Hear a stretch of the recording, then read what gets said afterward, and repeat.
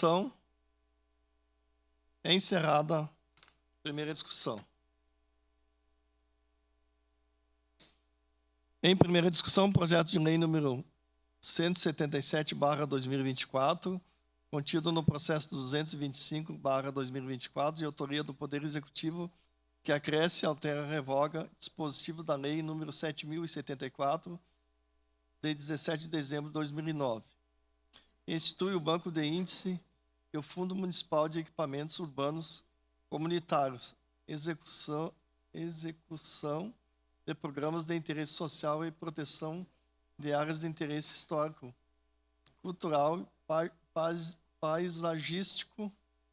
Relator, vereador Adriano Bressan, DOC, vereador Rafael Bueno.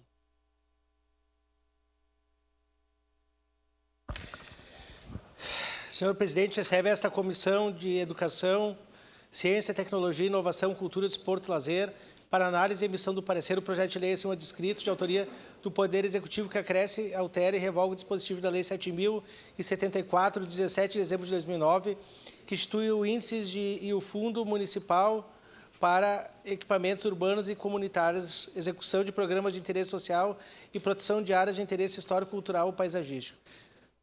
Na exposição de motivos do projeto, o autor destaca a necessidade de atualizar uma legislação urbanística elaborada com base no antigo plano diretor, estabelecido pela Lei Complementar número 290, de 24 de setembro de 2017, que já não está em vigor. O objetivo da proposta é adequar essa legislação ao atual Plano Diretor de Desenvolvimento Integrado, instituído pela Lei Complementar 589, 19 de novembro de 2019. Outro ponto abordado é a necessidade de ajustar e adequar a composição do Conselho Diretor do Banco de Índice. Por fim, o autor destaca a relevância do Banco de Índice e do Fundo Municipal para Equipamentos Comunitários, criado pela Lei 7.074.